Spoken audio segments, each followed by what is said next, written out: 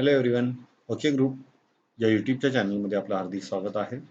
Okay प्रेझेंटेशनच्या माध्यमातून मी तुम्हाला electrical हा विषय शिकवत आहे. माझं नाव अमीर अवधूत कदम. मी आज तुम्हाला थिअरी हा विषय शिकवणार आहे. त्या थिअरी या विषयामध्ये इलेक्ट्रिकल ॲक्सेसरीजची माहिती मी तुम्हाला सांगणार आहे. इलेक्ट्रिकल ॲक्सेसरीजच्या माहितीमध्ये आपण इलेक्ट्रिकल ॲक्सेसरीजची व्याख्या, इलेक्ट्रिकल ॲक्सेसरीजचे प्रकार, त्या प्रकारांची करंट कॅपॅसिटी, त्याचा उपयोग या सगळ्या गोष्टींची माहिती या प्रकरणामध्ये आपल्याला करायची आहे. व्हिडिओचा कालावधी थोडासा मोठा असेल, पण व्यवस्थित लक्ष देऊन ऐका. जर तुम्ही आत्तापर्यंत माझं चॅनल सबस्क्राईब केला नसाल तर सबस्क्राईब करा आणि शेवटी व्हिडिओ आवडल्यास व्हिडिओला लाईक करायला विसरू नका. तर आता स्टार्ट करूया इलेक्ट्रिकल ॲक्सेसरीज. इलेक्ट्रिकल ॲक्सेसरीज कशाला म्हणतात ते पहिलं बघूया. वायरिंग इन्स्टॉलेशनमध्ये सर्किटमधील लोड रेझिस्टन्स धरून ठेवण्यासाठी, सर्किट नियंत्रण करण्यासाठी, सर्किटचे संरक्षण करण्यासाठी आणि संपूर्ण वायरिंग इन्स्टॉलेशनमध्ये नियंत्रण करण्यासाठी जी साधने वापरली जातात त्या घटकांना आपल्याला इलेक्ट्रिकल ॲक्सेसरीज असं म्हणायचं आहे. म्हणजेच इलेक्ट्रिकल ॲक्सेसरीज काय करतात तर सर्किटमध्ये लोड रेझिस्टन्स धरून ठेवतात. म्हणजे एक प्रकारचा होल्डर लॅम्पला पकडून ठेवतो. सर्किटचं नियंत्रण स्विच करतात. सर्किटच्या संरक्षणासाठी आपण संरक्षक साधने म्हणजे फ्यूज, MCBज वापरतो. अशा वायरिंग इन्स्टॉलेशनलाच आपल्याला जी साधने वापरली जातात त्यालाच आपल्याला इलेक्ट्रिकल ॲक्सेसरीज म्हणायचं आहे. प्रत्येक ॲक्सेसरीजच्या बनावटीमध्ये वाहक व अवाहकाचा वापर केलेला असतो. प्रत्येक ॲक्सेसरीज जी तुम्हाला आता पुढे दिसणार आहे, त्या प्रत्येक वाहकाच्या ॲक्सेसरीजमध्ये प्रत्येक ॲक्सेसरीजमध्ये तुम्हाला वाहक म्हणजे कंडक्टर आणि अवाहक म्हणजे इन्सुलेटर या दोन्ही घटकांचा समावेश भेटणार आहे. वाहकासाठी कॉपर, ब्रास म्हणजे तांबे किंवा पितळ यांचा उपयोग केलेला असतो. अवाहकासाठी चिनीमाती, बॅकेलाईट याचा वापर केलेला असतो. म्हणजे सर्व धातू हे विजेचे वाहक आहेत, म्हणून वाहक म्हणून धातूचा वापर केला जातो. तर सर्व अधातू हे विजेचे अवाहक आहेत, म्हणून त्यांना अवाहक म्हणून इन्सुलेटर म्हणून त्यांचा वापर केलेला असतो. कारण ॲक्सेसरीजच्या बनावटीमध्ये दोघांना सुद्धा विशेष महत्त्व दिलेलं आहे. तर या ॲक्सेसरीजचं वर्गीकरण 4 प्रकारांमध्ये केलेलं आहे. ते प्रकारांची आता आपण माहिती घेऊया. पहिला प्रकार आहे पकडण्याची साधने म्हणजेच होल्डिंग ॲक्सेसरीज. उदाहरणार्थ सर्व प्रकारचे होल्डर. हे जे होल्डिंग ॲक्सेसरीज आहेत, होल्डरला स्वतःमध्ये होल्ड करून ठेवतात म्हणून याला होल्डिंग ॲक्सेसरीज म्हणतात. तर सर्व प्रकारच्या होल्डरचा समावेश या होल्डिंग ॲक्सेसरीजमध्ये होतो. नंतर नियंत्रक साधने, ज्याला इंग्लिशमध्ये म्हणतो आपण कंट्रोलिंग ॲक्सेसरीज. सर्व प्रकारच्या स्विचेसच्या सहाय्याने आपण सर्किटला चालू बंद करत असतो, म्हणून नियंत्रक साधनांचा समावेश केलेला आहे. पुढे संरक्षक साधने, ज्याला आपण सेफ्टी ॲक्सेसरीज असं म्हणतो. त्यामध्ये सर्व प्रकारचे फ्युजेस असतात, तर हे सर्किटच्या संरक्षणाचं कार्य करतात. आणि सर्वसामान्य साधने म्हणजे या 3 साधनांमध्ये ज्यांचा समावेश येत नाही, त्या साधनांना आपण सर्वसामान्य साधने म्हणजे जनरल ॲक्सेसरीज असं म्हणतो. उदाहरणार्थ स्विंगिंग रोज, प्लग, सॉकेट, DB इत्यादी. या सगळ्या घटकांची माहिती आता आपण आपल्या प्रकरणामध्ये घेणार आहोत. तर चला पुढे स्टार्ट करूया. सर्वप्रथम होल्डिंग ॲक्सेसरीज म्हणजे सर्व प्रकारचे होल्डर्सचा समावेश या होल्डिंग ॲक्सेसरीजमध्ये केला जातो. आता त्याची माहिती बघूया आपण. होल्डर्स कशाला म्हणतात? दिवे बसवण्यासाठी आपल्याला होल्डर्स वापरले जातात. म्हणजे लॅम्प बसवण्यासाठी आपण होल्डरचा वापर करत असतो. होल्डरचे प्रकार कोणते आहेत? तर होल्डरचे 2 प्रकार आहेत. एक एडिसन स्क्रू टाइप होल्डर आणि दुसरा BioNTech type holder. Edison screw type holder हा हाय लेव्हलसाठी वापरला जातो. तर बायोनेट म्हणजे पिन टाइप होल्डर हा आपल्याला छोट्या लेव्हलसाठी वापरताना बघायचा आहे. पिन टाइप होल्डरचे म्हणजे हा जो पिन टाइप होल्डर आहे, या होल्डरचे batten holder, angle holder, pendant holder अशा पद्धतीने प्रकार पडतात. तर या सगळ्या प्रकारांची माहिती आपल्याला करून घ्यायची आहे. सर्वप्रथम मी तुम्हाला सांगतो एडिसन स्क्रू टाइप होल्डर आपल्याला कशाला म्हणायचं आहे. बघा अशा पद्धतीचा जर होल्डर तुम्ही बघितलेला असेल, तर त्या होल्डरला तुम्हाला एडिसन स्क्रू टाइप होल्डर असं म्हणायचं आहे. काही लॅम्पच्या कॅपला आटे असतात. त्या स्क्रू टाइप लॅम्प असं म्हणतात. आता या लॅम्पच्या आट्यांना तुम्हाला लॅम्पच्या होल्डर्सना आटे दिलेले दिसतात. तर लॅम्पला स्क्रू टाइप लॅम्प म्हणतात. आणि स्क्रू टाइप लॅम्प बसवण्यासाठी आपल्याला Edison screw type lamp holder वापरायचा आहे. म्हणजे जिथे-जिथे आपल्याला स्क्रू बघायला भेटेल अशा पद्धतीच्या सगळ्या घटकांना आपल्याला एडिसन स्क्रू टाइप लॅम्प असं म्हणायचं आहे. या होल्डरला आतून आटे दिलेले असतात. लॅम्पला बाहेरून या होल्डरला आतून आटे दिलेले असतात. याची बाहेरील बॉडी चिनीमातीची असते, पण आतला भाग जो आहे तो पितळ म्हणजे ब्रास धातूचा बनवलेला असतो. याची बाहेरील बॉडी तुम्हाला चिनीमातीची बघायला भेटेल, पण आतला जो भाग आहे तो तुम्हाला पितळ या धातूपासून तयार केलेला बघायला भेटणार आहे.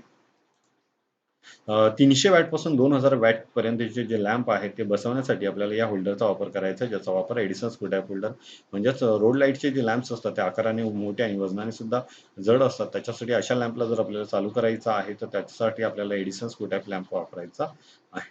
ओके, तर असा पहिला होल्डर होता एडिसन स्क्रू टाइप होल्डर, ज्याचे high pressure mercury vapour lamp, sodium vapour lamp लावण्यासाठी शक्यतो आपल्याला स्ट्रीट लाइटिंगचे लॅम्प लावण्यासाठी अशा होल्डरचा वापर करायचा आहे. पुढच्या होल्डरकडे जाऊया, बॅटन अँगल होल्डर. अशा पद्धतीचा होल्डर जर तुम्ही बघितलेला असेल तर त्याला तुम्ही अँगल होल्डर म्हणणार आहात. या होल्डरची मान अँगलमध्ये वाकवलेली असते म्हणून याला अँगल होल्डर असं म्हणायचं आहे. हे पीव्हीसी अथवा बॅकेलाईट पासून बनवलेलं असतं. म्हणजे ही जी कंडक्टर इन्सुलेटर आहे वरती तुम्हाला व्हाईट कलरमध्ये दिसतोय तो पीव्हीसी किंवा बॅकेलाईट पासून बनवलेला असणार आहे. या होल्डरचा रंग पांढरा असतो. या होल्डरची करंट कॅपॅसिटी आहे ती 6 एंपियर असते आणि याच्या आतमध्ये 2 टर्मिनल्स असतात आणि इथे या 2 प्रकारच्या कॅप येतात. एक पीव्हीसी कॅप येते आणि ब्रासची कॅप येते. तर तुम्हाला ब्रास धातूची कॅप असलेले होल्डर जास्त प्रमाणात वापरायला दिसतील. या होल्डरची जी व्होल्टेज क्षमता आहे ती 250 व्होल्ट आहे. 250 व्होल्टचा लॅम्प तुम्ही याच्यामध्ये लावणार आहात म्हणून याला बनवण्यासाठी 250 व्होल्टचाच वापर केलेला आहे. या होल्डरमध्ये ब्रास धातूचे टर्मिनल स्क्रू बघायला भेटतील. टर्मिनल स्क्रूज आहेत ते सुद्धा इथे ब्रास धातूचे तुम्हाला बघायला भेटणार आहेत. या होल्डरचा उपयोग जो आपल्याला जो करायचा आहे तो उभ्या भिंतीवर आपल्याला एलईडी लॅम्प किंवा इन्कॅन्डिसेंट लॅम्प लावण्यासाठी करायचा आहे. तर अशा पद्धतीचा होल्डर आहे ज्याचं नाव आहे अँगल होल्डर. आता पुढच्या होल्डरकडे जाऊया ज्याचं नाव आहे बॅटन स्ट्रेट होल्डर. अशा पद्धतीचा सिलिंगला लावलेला लॅम्प होल्डर तुम्ही बघितला असाल त्याला तुम्हाला बॅटन स्ट्रेट होल्डर असं म्हणायचं आहे. या होल्डरची मान सरळ असते म्हणून याला स्ट्रेट होल्डर असं म्हणायचं आहे. हे पीव्हीसी अथवा बॅकलाईट पासून बनवलेलं असतं म्हणजे याच्यावरती जो सेम स्ट्रेट होल्डर सारखी अँगल होल्डरचीच रचना असते पण थोडकी फक्त मान याची क्रॉस आहे सरळ आहे म्हणून याला स्ट्रेट होल्डर असं म्हणायचं आहे.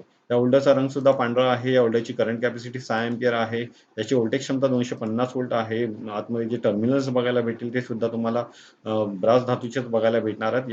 या होल्डरचा जो उपयोग आहे म्हणजे स्ट्रेट होल्डर तुम्हाला कुठे वापरायचा आहे, तर सीलिंगला लॅम्प बसवण्यासाठी आपल्याला याचा वापर करायचा आहे. कारण सीलिंगला जर तुम्ही हा होल्डर लावला तर सहजपणे तुमचा जो प्रकाश आहे तो खालती लादीवर पडणार आहे. तर अशा पद्धतीने स्ट्रेट होल्डरचा वापर आपल्याला सीलिंगला लॅम्प लावण्यासाठी करायचा आहे. तर अशा पद्धतीचा होल्डर झाल्यावर तिसऱ्या होल्डरकडे आपण जातो ज्याचं नाव आहे पेंडेंट होल्डर. आता पेंडेंट होल्डर कशाला म्हणायचे ते तुम्हाला यामध्ये सांगतोय. हे पीव्हीसी किंवा बॅकेलाईट पासून बनवलेले असतात. हे जे होल्डर्स आहेत ते पीव्हीसी किंवा बॅकेलाईट पासून तयार केलेले बघायला भेटतील. या होल्डरची करंट कॅपॅसिटी जी आहे ती 6 एंपियर पर्यंत असणार आहे. या होल्डरची व्होल्टेज क्षमता 250 व्होल्ट असणार आहे. या होल्डरमध्ये सुद्धा तुम्हाला ब्रास धातूचे टर्मिनल स्क्रू बघायला भेटणार आहेत. त्याच्यानंतर हा होल्डर पांढरा व काळ्या रंगामध्ये येतो. सध्या इथे तुम्हाला काळ्या रंगाचा होल्डर दिसतोय. हा पांढऱ्या रंगाचा सुद्धा होल्डर असतो. या होल्डरचा उपयोग कोणत्याही ठिकाणी लटकता ठेवण्यासाठी करतात. म्हणजे याला लॅम्प लावला तर तुम्ही कोणत्याही ठिकाणी या होल्डरला काय करू शकता, लटकता ठेवू शकता. त्याच्यासाठी जो होल्डर तुम्हाला वापरायचा आहे त्याचं नाव आहे पेंडेंट होल्डर. कुठेही लटकता होल्डर म्हणून याला काही ठिकाणी ओळखलं जातं. त्याच्यानंतर बायपिन होल्डर तुम्हाला जो स्क्रीनमध्ये बघायला भेटतोय तो आहे बायपिन होल्डर. विशेष करून ट्यूबलाईटचा होल्डर आहे. याला साइड होल्डर असं सुद्धा म्हटलं जातं. हे पीव्हीसी किंवा बॅकेलाईट पासून तयार केलेले असतील. या होल्डरमध्ये स्प्रिंग पट्टीच्या साहाय्याने बसवलेल्या असतात. ज्या पट्ट्या आहेत त्या तुम्हाला स्प्रिंगच्या साहाय्याने बसवलेल्या दिसतील या टाईपमध्ये. त्याच्यानंतर असे holder plain type, rotary type अथवा लॉक टाईपचे सुद्धा असतात. 3 प्रकारचे होल्डर्स तुम्हाला बघायला भेटतील. प्लेन टाईप, रोटरी टाईप अथवा लॉक टाईपमध्ये. या होल्डरचा उपयोग फ्लोरोसेंट ट्यूब बसवण्यासाठी करायचा आहे. हा होल्डर तुम्हाला कुठे वापरायचा असेल तर तुम्हाला फ्लोरोसेंट ट्यूब जी असते 40 वॅट 36 वॅटची ती लावण्यासाठी तुम्हाला या ट्यूबलाईटचा होल्डरचा वापर करायचा आहे.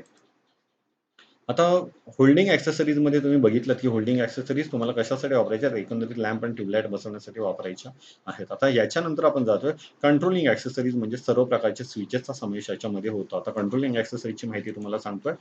स्विचेस कशाला म्हणतात? तर विद्युत मंडळात सप्लायपासून अलग करण्यासाठी अथवा सप्लायशी जोडण्यासाठी स्विचचा उपयोग केला जातो. म्हणजेच एकंदरीत सर्किटला ऑन करण्यासाठी आणि ऑफ करण्यासाठी तुम्हाला स्विचचा वापर करायचा आहे. स्विच म्हणजेच विद्युत मंडळाचे नियंत्रक साधन आहे. म्हणूनच कंट्रोलिंग ॲक्सेसरीजमध्ये सर्व प्रकारच्या स्विचेसचा समावेश केलेला तुम्हाला बघायला भेटणार आहे. म्हणजे याला कंट्रोलिंग डिव्हाइस असं सुद्धा म्हटलं जातं. स्विचच्या साहाय्याने आपण इच्छेनुसार विद्युत मंडळ बंद चालू करू शकतो. म्हणजे स्विचच्या साहाय्याने तुम्ही इच्छेनुसार घरात लॅम्प, फॅन, ट्यूबलाईट जे इलेक्ट्रिकल इक्विपमेंट्स आहेत ते सर्व इलेक्ट्रिकल इक्विपमेंट तुम्ही या स्विचच्या साहाय्याने चालू बंद करू शकता. म्हणजेच त्यांना ऑन ऑफ करू शकता. घरगुती वापरात वापरण्यात येणाऱ्या स्विचेसमध्ये बेस टॉप, कॉन्टॅक्ट पट्ट्यांची यांत्रिक व्यवस्था असे मुख्य 3 भाग असतात. तुम्हाला घरगुती वापरात जे स्विच वापरायला भेटतात त्या ऑफरांमध्ये तुम्हाला बेस, टॉप आणि कॉन्टॅक्ट पट्ट्यांची यांत्रिक रचना असे 3 भाग बघायला भेटणार आहेत. तर आता यापैकी बेस हा चिनी माती अथवा बॅकेलाईट अथवा कठीण पीव्हीसी पासून बनवलेला भेटणार आहे. टॉप हा बॅकलाईट अथवा कठीण पीव्हीसी पासून बनवलेला असणार आहे. स्विचेस मधील कॉन्टॅक्ट कॉपर किंवा ब्रास धातूपासून तुम्हाला बनवलेले भेटणार आहेत. त्याच्यानंतर साधारणपणे घरगुती वापरात 250 व्होल्टचा सप्लाय असून त्यावर लाइटिंग लोड आणि पंखे पॉवर लोड चे सर्किट असतात. म्हणजे स्विचमध्ये आपल्या घरामध्ये जो सप्लाय आहे तो 250 व्होल्टचा सप्लाय आपल्याला बघायला भेटतो. मग अशा सर्किटमध्ये आपल्याला घरामध्ये कशासाठी स्विचचा वापर करायचा आहे तर लाइटिंग लोड म्हणजेच पंखे आणि दिवे आणि तर पॉवर लोड म्हणजेच आपल्या घरामध्ये जे हिटिंग आणि जे लोड्स असतात ते चालू करण्यासाठी तुम्हाला या स्विचचा वापर करायचा आहे. म्हणून लाइटिंग लोडच्या पॉवर पॉईंटसाठी तुम्हाला 5 ते 6 अँपिअरचा 250 व्होल्ट क्षमतेचा स्विचेस बघायला भेटेल. तर पॉवर लोडच्या पॉईंटसाठी तुम्हाला 15 ते 16 अँपिअर तर 250 व्होल्ट क्षमतेचा स्विचेस वापरायला भेटणार आहेत. तर अशा पद्धतीने स्विचेसचे कोणते प्रकार पडतात? तर पहिला प्रकार आहे टम्बलर टाइप स्विच आणि दुसरा प्रकार आहे पियानो टाइप स्विच. तर आता याची माहिती मी तुम्हाला सांगतोय. Tumbler type switch tumbler type switch अशा या फोटोमध्ये तुम्हाला दिसतोय तशा पद्धतीने बघायला भेटेल. ही आतमधली रचना आहे, ती इथे बाहेरच्या रचनेतला स्विच तुम्हाला बघायला भेटतोय.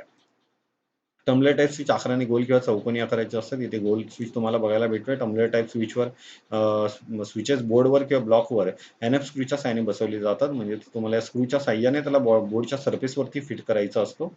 स्विचेसचा रंग काळा असतो. विशेष करून पहिल्या काळामध्ये जे स्विच होते तेव्हा सगळे स्विच होते काळ्या रंगाचेच बघायला भेटायचे. हे स्विचेस 6 अँपिअर की 16 अँपिअरचे बघायला भेटतील.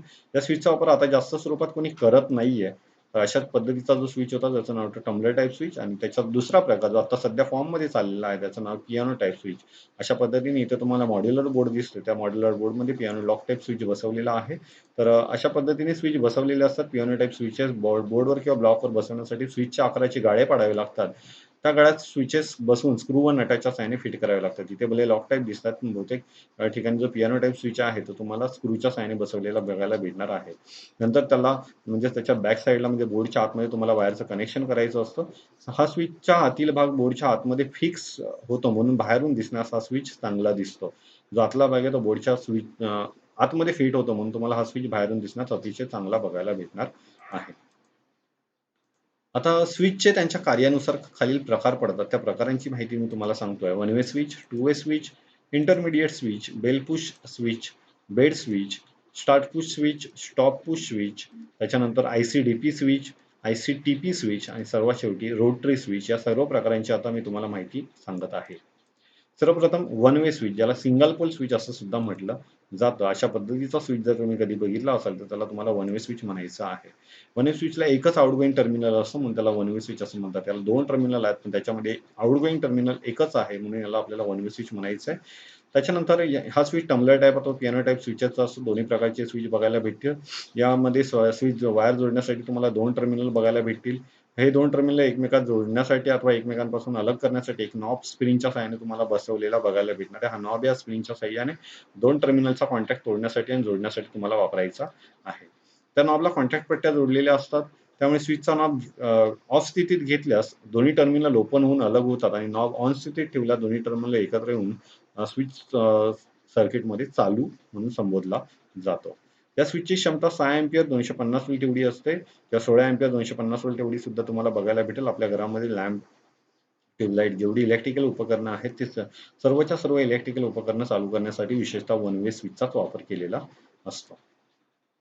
या स्विचचा उपयोग एका पॉइंट ठेवून आणि या स्विचच्या साहाय्याने तुम्हाला एका पॉइंटने एकच दिवा किंवा एकच पॉइंट कोणताही चालू करता येणार आहे. त्याच्यासाठी तुम्हाला एकच स्विच वापरायचा आहे. जर सगळे पॉइंट असतील तर त्यासाठी तुम्हाला स्विचची संख्या घरामध्ये वाढवायची आहे. तर कंट्रोलिंग स्विचमधला त्याच्या कार्यानुसार पहिला प्रकार ज्याचं नाव वन वे स्विच. तुम्हाला त्याला सिंगल पोल स्विच सुद्धा म्हणता येईल. दुसरा स्विच आहे टू वे स्विच. तुम्हाला अशा पद्धतीच्या तिन्ही व्ह्यूमध्ये दिसतोय. फ्रंट व्ह्यू, बॅक व्ह्यू आणि साइड व्ह्यूमध्ये तुम्हाला हा स्विच बघायला भेटतो. तर त्याची माहिती बघूया आपण. त्या स्विचला 2 आउटगोइंग टर्मिनल असतात म्हणून याला टू वे स्विच असं म्हणायचं आहे. हा स्विच सुद्धा टम्बलर टाइप अथवा पियानो टाइपचा तुम्हाला बघायला भेटणार आहे. या स्विचमध्ये वायर जोडण्यासाठी 3 टर्मिनल्स असतात. टोटल याला 3 टर्मिनल असतात पण 2 टर्मिनल आउटगोइंग आहेत म्हणून याला तुम्हाला टू वे स्विच असं म्हणायचं आहे. मधल्या टर्मिनलला कॉमन टर्मिनल असं सुद्धा म्हणतात कारण मधल्या टर्मिनललाच वरून सप्लाय किंवा खालून सप्लाय येतो नंतर तो आउटगोइंग होतो. तर याच्यासाठी तुम्हाला टू वे स्विचला 2 टर्मिनल दिलेले असतात. नॉब जेव्हा खाली घेतला जातो तेव्हा वरचा वे ओपन होतो आणि खालचा वे कॉमनशी टर्मिनलशी जोडला जातो. म्हणजे नॉब जेव्हा तुम्ही खाली घेणार आहात तेव्हा वरचा वे ओपन होईल आणि खालचा स्विच खालचा जो टर्मिनल तो मधल्या म्हणजे कॉमन टर्मिनलशी जोडणार आहे. अशा प्रकारे कोणत्याही क्षणी 2 वेपैकी एक तरी वे जोडलेलाच असतो. म्हणजे अशा पद्धतीने तुम्ही कोणत्याही स्विचला टू वे स्विचला बघाल तर ऑफ पोझिशन नसते. कोणत्यातरी वेळेला एक वे चालूच राहणार आहे. अशा प्रकारच्या स्विचचा उपयोग 1 किंवा 2 पेक्षा जास्त ठिकाणावरून स्वतंत्रपणे नियंत्रित करण्यासाठी केला जातो. विशेष करून याचा उपयोग जिना वायरिंग, गोडाऊन वायरिंग आणि हॉस्टेल वायरिंगमध्ये केलेला तुम्हाला बघायला भेटणार आहे. ज्या जिना वायरिंग, गोडाऊन वायरिंग आणि हॉस्टेल वायरिंगचे प्रकार आहेत, त्या वायरिंगच्या प्रकारांमध्ये टू वे स्विचला खूपच महत्त्व आहे. कारण टू वे स्विचच्या जोरावर या वायरिंग जास्त प्रमाणात चालतात. या स्विचची क्षमता तुम्हाला 5 अँपिअर ते 16 अँपिअर पर्यंत बघायला भेटेल आणि याची व्होल्टेज क्षमता 250 व्होल्टेज पर्यंत असणार आहे, असा 2 वे स्विच. त्याच्यानंतर इंटरमिडिएट स्विच. आता या स्विचची माहिती मी तुम्हाला सांगतोय. तुम्ही असा स्विच बघितला असेल ज्याला तुम्ही इंटरमिडिएट स्विच असं म्हणायचं. इकडे भले तुम्हाला सिंगल पोल, डबल थ्रो वाले 2 वे स्विच लावलेले दिसतात, पण मध्य भागाला जो स्विच आहे त्या इंटरमिडिएट स्विच म्हणायचं. तसा फ्रंट व्ह्यू जर तुम्ही बघितला तर अशा पद्धतीचा स्विच तुम्हाला बघायला भेटणार आहे. या स्विचचे क्रॉस कॉन्टॅक्ट व स्ट्रेट कॉन्टॅक्ट इंटरमिडिएट असे 2 प्रकार असतात. स्विचच्या शक्यतो 2 पद्धतीचे कॉन्टॅक्ट असतात. एक स्विच चे क्रॉस कॉन्टॅक्ट असतात आणि दुसरे स्ट्रेट कॉन्टॅक्ट असतात. इथे तुम्हाला क्रॉस कॉन्टॅक्टचा स्विच बघायला भेटतोय. त्याच्यानंतर दोन्ही प्रकारच्या स्विचमध्ये एकूण 4 टर्मिनल असतात. त्या स्विचमध्ये तुम्हाला 4 टर्मिनल भेटणार आहेत. स्ट्रेट कॉन्टॅक्टमध्ये नॉब वर केल्यास आडवे कॉन्टॅक्ट ओपन होऊन उभी कॉन्टॅक्ट शॉर्ट होतात. जेव्हा तुम्ही स्विचचा नॉब स्ट्रेट कॉन्टॅक्टमध्ये वरती कराल, त्याला आडवे कॉन्टॅक्ट ओपन होऊन उभी कॉन्टॅक्ट तुम्हाला शॉर्ट केलेले दिसतील. क्रॉस कॉन्टॅक्ट स्विचमध्ये नॉब वर केल्यास तिरपे कॉन्टॅक्ट होतात. दोन्ही प्रकारच्या स्विचचा बेस चिनी मातीचा असतो. टॉप जे वरचं कव्हर आहे ते तुम्हाला बहुतेक पितळ या धातूपासून आटेदार छिद्रांचं बघायला भेटणार आहे. बेसमध्ये नॉब बसवलेला असतो, त्याच्यावर सुद्धा तुम्हाला आटे बघायला भेटतील. असे किमतीने महाग असतात. जे स्विच आहेत ते किमतीने महाग असतात. साधारणतः या स्विचचा उपयोग घरगुती वापरात कोणी करताना आपल्याला दिसणार नाहीये. परंतु 1 किंवा 3 किंवा 3 पेक्षा जास्त ठिकाणावरून जर तुम्हाला नियंत्रित करायचं असेल, तर या स्विचचा उपयोग नक्कीच केलेला दिसणार आहे. त्याच्यानंतर तुमचा पुढचा स्विच आहे ज्याचं नाव आहे बेल पुश स्विच. हा स्विच कशासाठी वापरायचा आहे तर तुम्हाला आता मी सांगतोय. बघा अशा पद्धतीचा बेल पुश स्विच तुम्हाला बघायला भेटेल. त्याच्यावरती बेलचा सिम्बॉल असले. या स्विचमध्ये 2 टर्मिनल असतील. स्प्रिंगच्या साहाय्याने एक नॉब बसवलेला असतो. हा नॉब आहे तो आतमध्ये स्प्रिंगच्या साहाय्याने बसवलेला आहे. नॉब खाली गेला दोन्ही टर्मिनल शॉर्ट होतात, नाही तर दोन्ही टर्मिनल ओपन असतात. जोपर्यंत तुम्ही नॉब दाबून बोटाने प्रेस करून ठेवलेला आहे तोपर्यंतच ते दोन्ही टर्मिनल शॉर्ट होणार आहेत, नाही तर ते दोन्ही टर्मिनल कसे असणार आहेत, ओपन असणार आहे. म्हणून याला जास्त वेळ नॉब प्रेस करून सुद्धा ठेवायचा नाहीये. नॉब सोडला की स्प्रिंगमुळे नॉब वर येऊन दोन्ही कॉन्टॅक्ट पासून अलग होतात. बेल स्विचचा उपयोग बेलच्या सर्किटमध्ये बेलला चालू बंद करण्यासाठी तुम्हाला करता येणार आहे. हा स्विच शक्यतो 6 अँपिअरचा तुम्हाला बघायला भेटेल आणि हा स्विच घराच्या बाहेर बेलला चालू बंद करण्यासाठी लावला जातो. आता हा एक बेड स्विच. तुम्ही अशा पद्धतीचा स्विच बघितला असेल, त्याला बेड स्विच म्हणायचं आहे. त्या स्विचला बेडच्या बाजूला लटकता ठेवता येतो, म्हणून या स्विचला तुम्हाला बेड स्विच असं म्हणायचं आहे. बेड स्विच बॅकलाइट इन्सुलेटरच्या साहाय्याने पूर्णपणे बंद केलेला असतो. जो इन्सुलेटर आहे पीव्हीसी किंवा बॅकलाइट इन्सुलेटरच्या साहाय्याने तुम्हाला पूर्णपणे बंद केलेला बघायला भेटणार आहे. बेड स्विचमध्ये 2 टर्मिनल्स असतात. एक टर्मिनल फेज इनकमिंग व दुसरा टर्मिनल फेज आउटगोइंग, म्हणजे फेजवरच्या सिरीजमध्ये याला जोडायचा आहे. बेड स्विचची जी करंट कॅपॅसिटी आहे ती 6 अँपिअर असते. या स्विचच्या साहाय्याने सर्व्हिस पोलला लॅम्प लावलेला जो लॅम्प असतो तो सुद्धा चालू बंद करण्यासाठी तुम्हाला या स्विचचा वापर करायचा आहे. विशेष करून बेड स्विच म्हणण्यामागचं कारण आहे की बेडच्या बाजूला लटकता ठेवू शकता तुम्ही याला आणि प्लस पूर्णपणे पॅक असल्यामुळे हातामध्ये पूर्ण पकडून याला तुम्ही जो टेबल लॅम्प आहे तो चालू बंद करू शकता. त्याच्यासाठी याचा वापर करायचा आहे. असा जो स्विचचा प्रकार आहे ज्याचं नाव आहे बेड स्विच. पुढचा स्टार्ट पुश स्विच. अशा पद्धतीचा तुम्ही स्टार्ट पुश स्विच बघितलेला असेल तर त्याची माहिती सांगतो. या स्विचचा नॉब ग्रीन कलरचा असतो. या स्विचला सुद्धा तुम्हाला 2 टर्मिनल बघायला भेटतील. साधारण स्थितीत ते दोन्ही टर्मिनल ओपन असतात. पण स्टार्ट पुश स्विचचा जो नॉब आहे, इथे स्टार्ट दिसतोय तो पुशचा नॉब आहे, तो तुम्ही प्रेस केला तर हे दोन्ही टर्मिनल स्प्रिंगच्या साहाय्याने एकत्र येतात व सप्लाय पुढे वाहून जातो. स्टार्ट पुश स्विचची करंट कॅपॅसिटी 6 अँपिअर ते 32 अँपिअर पर्यंत असते आणि 250 वोल्टचा स्विच तुम्हाला बघायला भेटेल. स्टार्ट पुश स्विचचा उपयोग मोटरच्या पॅनलमध्ये मोटरला स्टार्ट करण्यासाठी करायचा आहे. असा स्विच तुम्ही नक्कीच बघितलेला असेल. मोटरला स्टार्ट करण्यासाठी तुम्हाला असा ग्रीन कलरचा स्विच प्रत्येक पॅनलवरती बघायला भेटणार आहे. पुढचा स्विच आहे ज्याचं नाव आहे स्टॉप पुश स्विच. बघा अशा पद्धतीचा रेड कलरचा जो स्विच आहे ज्याचं नाव आहे स्टॉप पुश स्विच. या स्विचचा नाव रेड कलरचा असतो.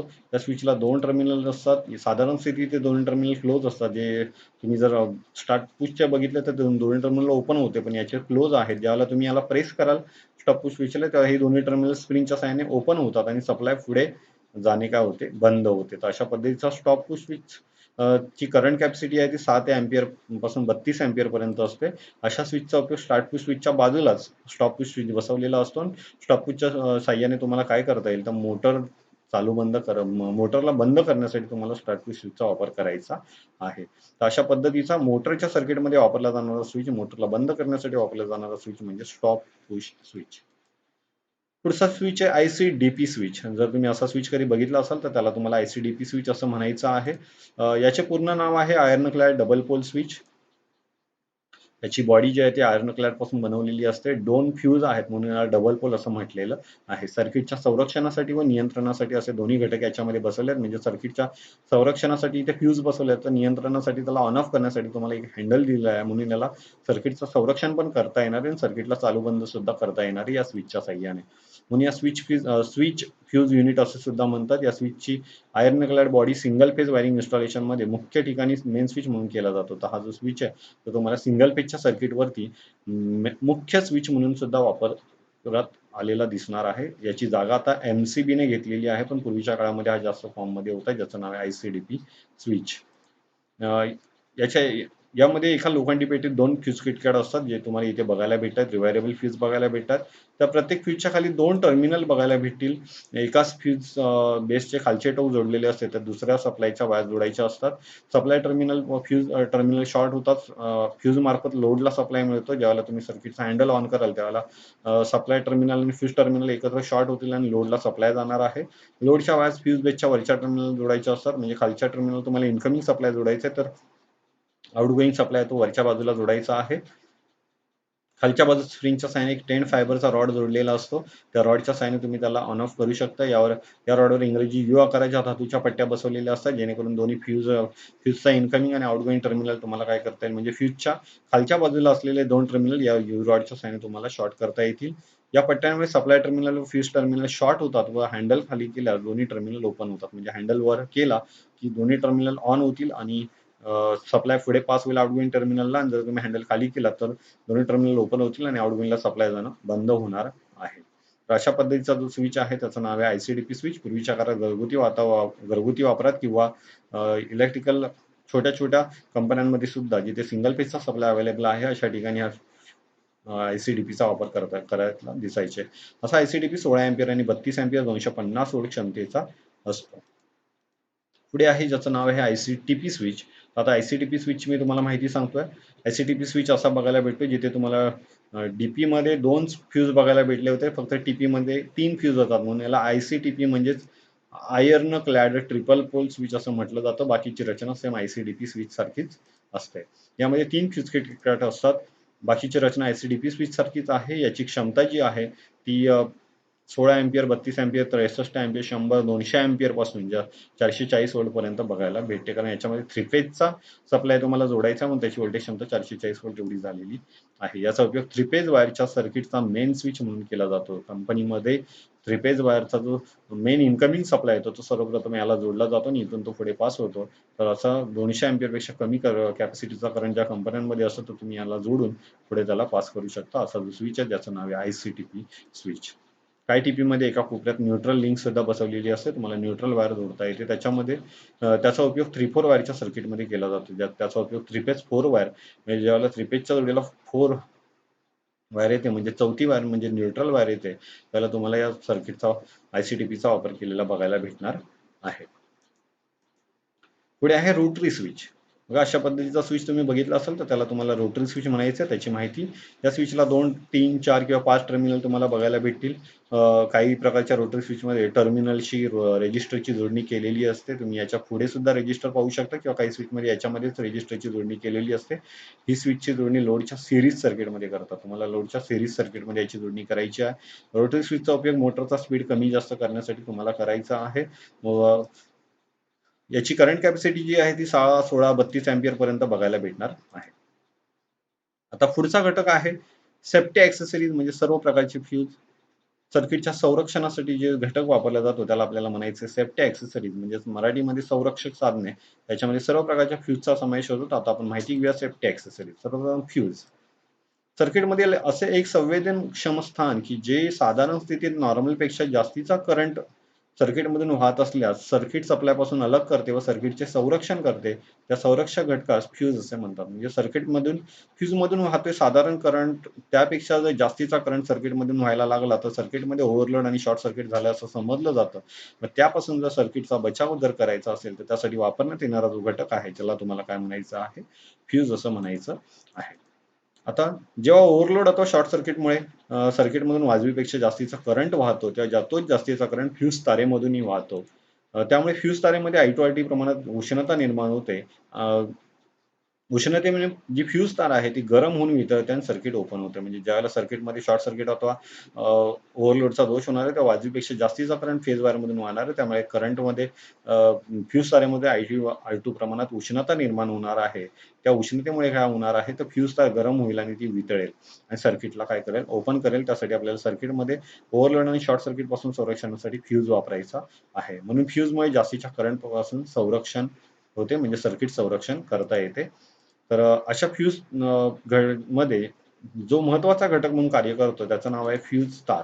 फ्यूज तारेसाठी लेड, टीन शक्यतो 2 कंडक्टर वापरले जातात. पण त्याबरोबर तुम्ही चांदी, तांबे, ॲल्युमिनियम यासारखे घटक सुद्धा वापरू शकता. परंतु साधारणपणे फ्यूज तारेसाठी आवश्यक असणारे जे गुण आहेत ते विचारात घेतले तर लेड आणि टीनमध्येच त्यांचं जास्तीत जास्त प्रमाण आहे. म्हणून लेड आणि टीन या घटकाचाच वापर फ्यूज तारेमध्ये केला जातो.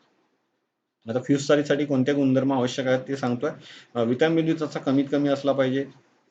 त्याच्यानंतर गंज प्रतिबंधक असला पाहिजे. भस्मीकरण धरणारा नसला पाहिजे, म्हणजेच तिथे राख होणारा नसला पाहिजे. वाहकता, कंडक्टिव्हिटी व यांत्रिक शक्ती चांगली असली पाहिजे आणि बारीक बारीक तारा काढता येणारा असला पाहिजे. म्हणजे फ्यूज चा आकार तर तुम्ही ग्लास फ्यूज मध्ये बघाल तर तुम्हाला खूपच कमी प्रमाणात बघायला भेटणार आहे. म्हणजेच बारीक बारीक तार बनवण्यासाठी सुद्धा तो योग्य असला पाहिजे. आता फ्यूज संबंधी काही व्याख्या स्क्रीनवर येतील. फ्यूज जास्तीच्या करंटपासून मंडळाचा बचाव करणाऱ्या घटकाला तुम्हाला काय म्हणायचं आहे, फ्यूज असं म्हणायचं आहे. फ्यूज तार सर्किटमधून जास्तीचा करंट वाहतात जी तार वितळते त्या तारेस तुम्हाला काय म्हणायचं आहे, फ्यूज तार. म्हणजे सर्किटमधून जेवढा नॉर्मल करंट वाहतो तो नॉर्मल करंट वाहताना ती काम व्यवस्थित करणार, पण सर्किटमध्ये थोडासा जास्त करंट व्हायला लागला तर सर्किटमधली जी तार होणार आहे ती काय होणार आहे, वितळणार आहे. त्याला तुम्हाला फ्यूज तार म्हणायचं आहे. मिनिमम फ्युजिंग करंट, ज्या कमीत कमी करंटमुळे फ्यूज तार वितळते त्या कमीत कमी करंटला तुम्हाला मिनिमम फ्युजिंग करंट असं म्हणायचं आहे. आता फ्यूजचे प्रकार कोणते आहेत ते बघूया. सर्वात पहिला फ्यूज ज्याचं नाव आहे किटकॅट फ्यूज. दुसरा फ्यूज ज्याचं नाव आहे रिवायरेबल फ्यूज. तिसरा फ्यूज ज्याचं नाव आहे ग्लास फ्यूज. आणि चौथा फ्यूज ज्याचं नाव आहे कॉर्ट्रिज फ्यूज. आणि सगळ्यात महत्वाचा फ्यूज ज्याचं नाव आहे HRC फ्यूज. तर त्या सगळ्या फ्यूजची माहिती मी तुम्हाला सांगतोय. सर्वप्रथम किटकॅट फ्यूज तुम्हाला अशा टाईपमध्ये फ्यूज बघायला भेटेल, ज्याला डिस्ट्रीब्युशन बोर्डवरती फिट केला जातो, ज्याला डीबी असं म्हणतात. या या फ्यूजच्या रचनेत तुम्हाला बेस आणि टॉप असे दोन भाग बघायला भेटतील. दोन्ही भाग तुम्हाला PVC अथवा बॅकलाइट पासून तयार केलेले बघायला भेटतील. या फ्यूजला डिस्ट्रीब्युशन बोर्डवरती फिट करतात, म्हणजे घरातला डीबी, स्पाइक गार्ड वगैरे या घटकांवरती तुम्ही याला फिट करू शकता. या फ्यूजची करंट कॅपॅसिटी 6 एंपियर पर्यंत असते. घरगुती वापरात शॉर्ट सर्किट अथवा ओव्हरलोड पासून संरक्षणासाठी अशा पद्धतीचा फ्यूज वापरायचा. आणि फ्यूजला कधी लक्षात ठेवायचं, फ्यूजची जोडणी तुम्हाला सिरीज सर्किटमध्ये करायची आहे. फ्यूजचा दुसरा घटक म्हणजे ज्याचं नाव आहे रिवायरेबल फ्यूज, तुम्हाला अशा पद्धतीमध्ये बघायला भेटतील. छोटे रिवायरेबल फ्यूज जसा मोठा होत जातो त्याला पकडण्यासाठी तुम्हाला हँडल दिला जातो. त्याचे कॉन्टॅक्ट, त्याचा बेस, त्याच्यानंतर फ्यूज वायर त्याच्यामध्ये बसवली जाते आणि हा फ्यूज कॅरियर म्हणजे त्याची बाहेरची बॉडी. यातील फ्यूज तार तुटल्यावर सहजपणे बदलून पुन्हा नवीन फ्यूज तार बदलता येते किंवा जोडता येते, म्हणून या फ्यूजला रिवायरेबल फ्यूज असं म्हणतात. यातील फ्यूज तार जरी तुटली, ही फ्यूज तार जी आहे ती ओव्हरलोड आणि शॉर्ट सर्किटमुळे ओपन जरी झाली तरी ती सहजपणे तुम्हाला तार चेंज करता येते, म्हणून रिवायरेबल फ्यूज याला म्हटलेलं आहे. याच्या रचनेत बेस टॉप असे तुम्हाला दोन भाग बघायला भेटतील, जो इथे या फोटोमध्ये जर तुम्ही बघाल तर बघायला भेटणार आहे. दोन्ही भाग चिनी मातीपासून तयार केलेले असतात. बेसमध्ये दोन्ही टोकांना इंग्रजी यू आकाराच्या तुम्हाला पट्ट्या बघायला भेटतील, ज्या इथे बघायला भेटतात यू आकाराच्या पट्ट्या. त्या पट्ट्यांवर सप्लाय ब्लॉक किंवा फ्यूज जोडण्यासाठी बेसमध्ये छिद्र असतात. सप्लाय ब्लॉक किंवा फ्यूज वरची तार आहे ती जोडण्यासाठी तुम्हाला बेसमध्ये छिद्र बघायला भेटणार आहे. फ्यूज हा सर्किटच्या सिरीजमध्ये जोडायचा आहे. कोणताही फ्यूज असू द्या, सर्किटच्या संरक्षण करण्यासाठी त्याला सर्किटच्या सिरीज सर्किटमध्ये जोडायचा आहे, म्हणजे लोडच्या सिरीजमध्ये तुम्हाला जोडायचा आहे. फ्यूज टॉपलाही दोन्ही टोकांना यू आकाराच्या पट्ट्या बघायला भेटतील, त्यावर तुम्हाला फ्यूज तार जोडण्यासाठी स्क्रूची व्यवस्था केलेली असते. हे फ्यूजची रेटिंग जी आहे ती 6 एंपियर पासून 300 एंपियर पर्यंत तुम्हाला बघायला भेटणार आहे. यामध्ये सर्किटमधून साधारण करंटपेक्षा जास्तीचा करंट वाहू लागतात. तारेतून फ्यूज करंट तारेमधून वाहणार आहे आणि तोच फ्यूज तारेमधून वाहिल्यामुळे तारेत ITRT म्हणजे करंट डबल रेजिस्टन्स टोटलमध्ये प्रमाणात उष्णता निर्माण होऊन फ्यूज तार वितळून सर्किट ओपन होणार आहे. यातील फ्यूज तार जळाल्यास नवीन फ्यूज तार जोडून तोच पुन्हा वापरता येतो. म्हणजे यातली फ्यूज तार जरी जळाली तरी तुम्हाला नवीन फ्यूज तार इथे टाकता येईल आणि तुम्हाला हाच फ्यूज परत वापरता येणार आहे. फ्यूजच्या सहाय्याने सर्किटचे योग्य संरक्षण करण्यासाठी योग्य क्षमतेचीच फ्यूज तार वापरली पाहिजे. म्हणजे तुम्हाला सर्किटच्या सहाय्याने जर सर्किटमध्ये समजा तुमच्या घरातला लोड आहे 16 एंपियर आणि तुम्ही घरामध्ये लोड फ्यूज तार टाकलेली 32 एंपियरची, तर ती फ्यूज तार अजिबात कट होणार नाही. त्यासाठी तुम्हाला 16 एंपियरपेक्षा कमी क्षमतेचीच फ्यूज तार तिथे टाकायची आहे. तर अशा पद्धतीचा जो घटक आहे ज्याचं नाव आहे रिवायरेबल फ्यूज. त्याच्यानंतर रिवायरेबल फ्यूजचे तुम्हाला काय फायदे भेटतात ते आता बघा. किमतीने स्वस्त असतो, म्हणजे सहजपणे तुम्हाला 16 एम्पियरचा फ्यूज जो आहे तो 50 रुपयापर्यंत भेटून जातो. एकदा फ्यूज तार जळाल्यास किंवा तुटल्यास पुन्हा नवीन फ्यूज तार वापरून तोच फ्यूज पुन्हा वापरता येतो. हा महत्त्वाचा फायदा आहे त्याचा. फ्यूज तार शॉर्ट सर्किटमुळे तुटली किंवा ओव्हरलोडमुळे तुटली तर फ्यूज कॅरिकर काढून पाहताच लक्षात येते. तुम्ही ज्याला फ्यूज काढाल बाहेर, फ्यूजचा वरचा कॅप काढाल त्याच वेळेला तुम्हाला लक्षात येईल की फ्यूज तार कशामुळे गेलेली आहे. शॉर्ट सर्किटमुळे फ्यूज तार एकदम तुटते. ऍक्च्युली तिथे काळा कलर सुद्धा बघायला भेटतो. आणि जर तीच फ्यूज जर ओव्हरलोडमुळे गेलेली असेल तर गोळे होऊन तार आपल्याला तुटते. म्हणजे त्याच्यामध्ये थोड्या प्रमाणात तरी तार दिसली तर समजायचं ही फ्यूज तार ओव्हरलोडमुळे गेलेली आहे. पण पूर्ण काळा जळालेला भाग बघायला भेटला तर समजायचं ही फ्यूज तार शॉर्ट सर्किटमुळे गेलेली आहे. योग्य आकाराची फ्यूज टाकली तर तुम्हाला देखभालीची जास्त गरज नसते. त्यासाठी फ्यूजमध्ये फ्यूज तार टाकताना तुम्हाला योग्य आकाराची फ्यूज तार टाकायची आहे. आता पुढचा घटक आहे ग्लास फ्यूज. अशा पद्धतीचा तुम्ही फ्यूज बघितला असेल तर त्याला तुम्हाला ग्लास फ्यूज असं म्हणायचं आहे. यामध्ये काचेच्या नळी तुम्हाला फ्यूज तार बसवलेली बघायला भेटणार आहे. जी फ्यूज तार आतमध्ये बघायला भेटते पूर्ण काचेच्या नळीमध्ये. नळीच्या दोन्ही बाजूस टोप्या असतात. दोन्ही बाजूला तुम्हाला ॲल्युमिनियमच्या किंवा स्टीलच्या टोप्या बघायला भेटतील. त्यांना आतून फ्यूज तार जोडलेली असते. जी फ्यूज तार आहे ती आतल्या बाजूने तुम्हाला जोडलेली बघायला भेटणार आहे. याची कॅपॅसिटी 25, 50, 100, 200, 250, 500 मिली अँपिअर तसेच 1, 2, 3, 4, 32 अँपिअर पर्यंत तुम्हाला बघायला भेटणार आहे. मिली अँपिअर पासून हा फ्यूज तुम्हाला बघायला भेटेल. ही करंट रेटिंग फ्यूजच्या एका कॅपच्या बाजूला नमूद केलेली असते. बघा इथे 200 मिली अँपिअरचा फ्यूज आहे इथे लिहिलेला आहे. या फ्यूजचा उपयोग जास्त करून इलेक्ट्रॉनिक सर्किटमध्ये व मशीन टूलच्या कंट्रोलिंग सर्किटमध्ये तसेच ज्वलनशील वातावरणात असणाऱ्या ठिकाणी केला जातो. म्हणजेच ज्वलनशील वातावरण आहे अशा ठिकाणी बाहेरची उष्णता तिथे जास्त प्रमाणात पोहोचू नये. प्लस मशीन टूलच्या कंट्रोलिंग भागामध्ये सुद्धा तुम्हाला अशा पद्धतीची ग्लास फ्यूज वापरलेले बघायला भेटतील. पुढचा घटक आहे कॉर्ट्रिज फ्यूज. जर अशा पद्धतीचा फ्यूज तुम्ही बघितला असेल तर त्याला तुम्हाला कॉर्ट्रिज फ्यूज म्हणायचं आहे. या फ्यूज मधील फ्यूज तार पूर्णपणे झाकून ठेवलेली असते. म्हणून यामधील फ्यूज तार वितळताना बाहेरील तापमानाचा परिणाम आतल्या फ्यूज तारेवर होत नाहीये. असे फ्यूज सहजासहजी घरगुती वापरात नसतात कारण हे किमतीने बरेच महाग असतात. परंतु औद्योगिक वापरात या फ्यूजचा मोठ्या प्रमाणात उपयोग केला जातो ज्याचं नाव आहे कॉर्ट्रिज फ्यूज.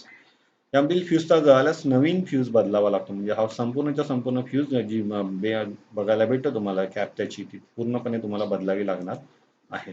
याचा उपयोग औद्योगिक क्षेत्रातील वायरिंग इन्स्टॉलेशनमध्ये तुम्हाला केलेला बघायला भेटणार आहे. याची जी करंट रेटिंग आहे ती 2 अँपिअर पासून तुम्हाला 63 अँपिअर पर्यंत बघायला भेटेल. पुढचा फ्यूज HRC फ्यूज ज्याचं नाव आहे हाय रॅप्चर कॅपॅसिटी फ्यूज. जर असा फ्यूज तुम्ही शक्यतो बऱ्याचशा ठिकाणी बघितला असेल त्याला तुम्हाला म्हणायचं हाय रॅप्चर कॅपॅसिटी फ्यूज. यामध्ये चिनी मातीची गोलाकृती चौकोनी आयताकृती नळी तुम्हाला बघायला भेटेल. त्यात काच व रासायनिक प्रक्रियेने तयार केलेली सिरॅमिक पावडर भरलेली असते. म्हणजे बाहेरची उष्णता आतमधल्या तारेपर्यंत पोहोचणार नाहीये. नळीच्या दोन्ही टोकांवर तुम्हाला तांब्याची किंवा अॅल्युमिनियमची पट्टी बघायला भेटणार आहे. तांब्याच्या दोन्ही टोकांना चांदीच्या मिश्र धातूची तार जोडलेली असते. म्हणजे इकडे तुम्हाला दोन्ही टोकांना मुलामध्ये दिलेला किंवा प्लेटिंग केलेला भाग बघायला भेटेल किंवा मिश्र धातूची तार सुद्धा जोडलेली बघायला भेटणार आहे. नळीच्या बॉडीवर एक इंडिकेटर बसवलेला असतो. तुम्हाला एक इंडिकेटर सुद्धा बघायला भेटणार आहे. फ्यूज तार जळाल्यास थर्मल कॉन्टॅक्टमुळे इंडिकेटर हा वर येणार आहे. थर्मल कॉन्टॅक्टमुळे तुम्हाला इंडिकेटर वर येताना बघायला भेटणार आहे. याची रेटिंग 20 अँपिअर पासून 1250 अँपिअर पर्यंत तुम्हाला बघायला भेटेल. अशा फ्यूजचा उपयोग जास्त क्षमतेच्या पॉवर सर्किटमध्ये तुम्हाला करायला भेटणार आहे. हा फ्यूज जो आहे तो 20 अँपिअर पासून 1250 अँपिअर पर्यंत असणार आहे. म्हणून या फ्यूजचा उपयोग तुम्हाला जास्त क्षमतेच्या पॉवर सर्किटमध्ये केलेला बघायला भेटणार आहे. म्हणजे कंपनीमध्ये जे मोठमोठे पॅनल्स असतात जिथे करंट कॅपॅसिटी जास्त असते अशा ठिकाणी तुम्हाला हा फ्यूज बघायला भेटेल ज्याचं नाव आहे हाय रॅप्चर कॅपॅसिटी. कंपनीच्या दृष्टीने या फ्यूजला खूप महत्त्व दिलेलं आहे. पुढचा घटक जो आहे तो म्हणजे सर्वसामान्य साधने, ज्याला आपण जनरल ॲक्सेसरीज असं सुद्धा म्हणतो. ज्या ॲक्सेसरीजचा समावेश वरील 3 ॲक्सेसरीजमध्ये येत नाही त्या ॲक्सेसरीजला जनरल ॲक्सेसरीज असे म्हणतात. तर जनरल ॲक्सेसरीजचे प्रकार कोणते आहेत? 3 पिन सॉकेट म्हणजे वरच्या तिन्ही ॲक्सेसरीजमध्ये ज्या ॲक्सेसरीजचा समावेश येणार नाही त्याच ॲक्सेसरीजला जनरल ॲक्सेसरीज असं म्हणायचं आहे. तर जनरल ॲक्सेसरीजचे प्रकार, पहिला प्रकार 3 pin socket, 2 pin socket, 3 pin, 2 pin, ceiling rose, adapter, indicator, combine box, extension board. हे एवढे जनरल ॲक्सेसरीजचे प्रकार तुम्हाला बघायला भेटेल. आता याची एक एक माहिती घ्यायची आपल्याला. सर्वप्रथम 3 पिन सॉकेट. अशा पद्धतीचं 3 पिन सॉकेट तुम्हाला बघायला भेटेल. यामध्ये 3 टर्मिनल्स बघायला भेटतील. ॲक्चुअली 5 आहेत, तर या साईडचा 2, या साईडचा 2 असा करून एक-एक घेतलेला असतो. तर असे 3 टर्मिनल याच्यामध्ये बघायला भेटतात. त्यामध्ये एक टर्मिनल म्हणजे स्विचमधून आलेल्या ऑफ वायरसाठी, दुसरा टर्मिनल न्यूट्रलसाठी आणि तिसरा टर्मिनल अर्थ जोडणीसाठी. म्हणजे जो राईट साईडचा टर्मिनल तो फेज वायरसाठी, स्विचमधून आलेल्या ऑफ वायरसाठी, लेफ्ट साईडचा टर्मिनल न्यूट्रल वायरसाठी आणि वरचा जो टर्मिनल तो अर्थ वायर जोडण्यासाठी वापरलेला असतो. अर्थ टर्मिनल हे इतर 2 टर्मिनलपेक्षा आकाराने जाड आणि कसं असतं, लांब असतं. ज्या अर्थिंगचं टर्मिनल तुम्हाला या खालच्या 2 टर्मिनलपेक्षा आकाराने जाड आणि लांब सुद्धा बघायला भेटणार आहे. कारण भारतीय विद्युत क्रमांक 51 प्रमाणे कोणत्याही उपकरणाच्या धातुयुक्त भागास अर्थिंग करणं तुम्हाला आवश्यक आहे. 3 पिन सॉकेटची क्षमता 6 अँपिअर, 16 अँपिअर, 240 व्होल्ट एवढी असते. जास्त क्षमतेच्या सर्किटमध्ये सुद्धा 16 अँपिअर पर्यंत तुम्हाला पॉवर सर्किटमध्ये जोडलेला बघायला भेटणार आहे 3 पिन सॉकेट. 3 पिन सॉकेटचा उपयोग विद्युत उपकरणांना सप्लाय द्यायचा आहे अशा ठिकाणी करतो. म्हणजे पोर्टेबल विद्युत उपकरणं जी घरामध्ये असतात त्यांना सप्लाय देण्यासाठी तुम्हाला 3 पिन सॉकेटचा उपयोग करायचा आहे. अर्थिंग कंडक्टर सर्किटमधील एकूण करंटच्या दुप्पट करंट कॅरिंग कॅपॅसिटीचा असावा लागतो. म्हणजे वरची कंडक्टर, अर्थिंगचा कंडक्टर जाड आणि लांब का असतो तो सांगतोय. तर अर्थिंगचा कंडक्टर हा दुप्पट करंट कॅपॅसिटीचा असावा लागतो, म्हणून 3 पिन सॉकेटचे टर्मिनल जाड ठेवलेले असते. शिवाय टर्मिनल लांब असल्यामुळे सॉकेटमध्ये पिन जोडताना तेथील उपकरण सप्लायशी जोडण्यापूर्वी अगोदर अर्थिंगशी जोडले जाते आणि नंतर सप्लायशी जोडले जाते. म्हणजेच थिंक असं 3 पिन सॉकेटमध्ये ज्यावेळेला तुम्ही पिन टाकायला जाणार आहात त्यावेळेला काय होणार आहे, तर ज्यावेळेला तुम्ही पिन टाकणार आहात त्यावेळेला सर्वप्रथम अर्थिंगची वायर उपकरणाला मिळेल आणि नंतर सप्लायशी उपकरण जोडलं जाणार. त्यासाठी ते लांब सुद्धा ठेवलेलं आहे. त्यामुळे प्रथम उपकरणाची व आपली सुरक्षितता राखली जाते. सध्या सुधारित नियमानुसार वायरिंग इन्स्टॉलेशनमध्ये 2 पिन सॉकेटऐवजी 3 पिन सॉकेटचाच वापर आपल्याला करावा लागतो. पुढे आहे 2 पिन सॉकेट. अशा पद्धतीचं जे सॉकेट बघायला भेटेल त्याला तुम्हाला म्हणायचं आहे 2 पिन सॉकेट. हे सध्या वापरात दिसत नाहीये, कारण याच्याऐवजी 3 पिन सॉकेटचाच वापर आजकाल बहुतेक ठिकाणी केला जातो. यामध्ये 2 टर्मिनल्स असतात. फेज न्यूट्रलचे ते 2 टर्मिनल असतात. त्याला फेज न्यूट्रल वायर जोडायचे असतात. त्याची करंट कॅपॅसिटी 6 अँपिअर, 250 व्होल्ट एवढी असते. 2 पिनचा उपयोग विद्युत उपकरणांना फेज व न्यूट्रल वायरचा सप्लाय देण्यासाठी द्यायचा आहे अशा ठिकाणी आपल्याला करायचा आहे. शक्यतो 2 पिन सॉकेटचा वापर आपल्याला कुठे करायचा नसतो, कारण त्यामध्ये अर्थिंगचा टर्मिनल नसतो, म्हणून गव्हर्नमेंट विद्युत नियमानुसार याला आता सध्या काही ठिकाणी बंद केलेला आहे. आता पुढे 3 पिन अशा पद्धतीचा जो भाग आहे त्याला म्हणायचं आपल्याला 3 पिन. 3 टर्मिनल्स असतात त्याच्यामध्ये, अर्थिंग, फेज आणि न्यूट्रल. बघा इथे तेच दिलंय. अर्थिंग, फेज, न्यूट्रल 3 टर्मिनल बघायला भेटतील. याची क्षमता 6 अँपिअर, 240 व्होल्ट किंवा 16 अँपिअर, 240 व्होल्ट एवढी असते. त्यापेक्षा जास्त हा नसतो.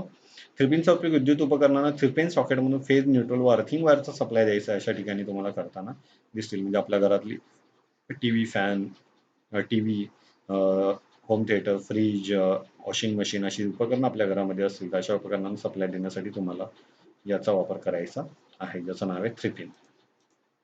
पुढे 2 पिन अशा पद्धतीच्या पिनला तुम्हाला 2 पिन म्हणायचं आहे. 2 पिन सॉकेटमध्ये 2 टर्मिनल्स असतात. ते 2 टर्मिनल फेज न्यूट्रलच्या वायर जोडायचे असतात.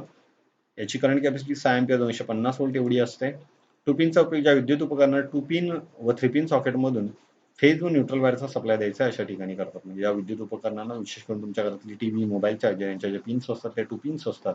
मग अशा उपकरणांना जिथे अर्थिंग वायर द्यायची आवश्यकता नसते अशा उपकरणांना आपण 3 पिन मधून सप्लाय देऊ 3 पिन सॉकेट मधून सप्लाय देऊ शकतो आणि त्याच्यामध्ये 2 पिन टाकून तो सप्लाय टीव्ही पर्यंत पोहोचवू शकतो. तर अशा उपकरणांना ज्यांना अर्थिंगची आवश्यकता नसते अशा उपकरणांना सप्लाय देण्यासाठी तुम्हाला 2 पिनचा वापर करायचा आहे. पुढचा घटक आहे सीलिंग रोज. अशा पद्धतीचा घटक बघायला भेटत असेल तर त्याला सीलिंग रोज म्हणायचं. सीलिंग रोजला 2 टर्मिनल्स असतात. फेज न्यूट्रल वायर सुद्धा त्याला जोडायचे असतात. याची करंट कॅपॅसिटी 6 अँपिअर, 250 व्होल्ट एवढी असते. छतापासून खाली लॅम्प लटकता ठेवण्यासाठी, सीलिंग फॅनला कनेक्शन जोडण्यासाठी व सीलिंग किंवा ट्यूबलाईटला कनेक्शन जोडण्यासाठी तुम्हाला सीलिंग रोजचा वापर करायचा आहे. पूर्वीच्या काही लोक अडॅप्टर होल्डर वापरून ट्यूबलाईटला किंवा सीलिंग फॅनला सप्लाय द्यायचे, पण आता स्टँडर्ड वायरिंग प्रमाणे लोक ज्यावेळेला वायरिंग करतात इलेक्ट्रिशियन्स त्यावेळेला सीलिंग रोजचा वापर जास्त प्रमाणात करताना बघायला भेटतात. पुढचा घटक आहे ॲडॅप्टर. या पिनच्या साहाय्याने तो आपल्याला होल्डरमध्ये जोडता येतो, म्हणून याला ॲडॅप्टर म्हटलंय. पीव्हीसी किंवा बॅकेलाइट पासून तयार केलेला असतो. 2 टर्मिनल्स असतात. याची जी current capacity only 3 ampere, 250 volt एवढी असते. याचा उपयोग होल्डरमधून सीलिंग फॅनला किंवा ट्यूबलाईटला सप्लाय द्यायचा असेल तर तुम्हाला करायचा आहे. पुढचा घटक इंडिकेटर. बघितलाय सगळ्यांनी. इंडिकेटरला 2 टर्मिनल्स असतात. इंडिकेटरची जोडणी पॅरलल सर्किटमध्ये करतात. इंडिकेटरला फेज व न्यूट्रल वायर तुम्हाला जोडायचे असतात, जेणेकरून याच्यामधला जो छोटा लॅम्प आहे, निऑन लॅम्प एक पद्धतीचा रेजिस्टरच्या जोडणीतून जोडलेला, तो सहजपणे चालू होईल.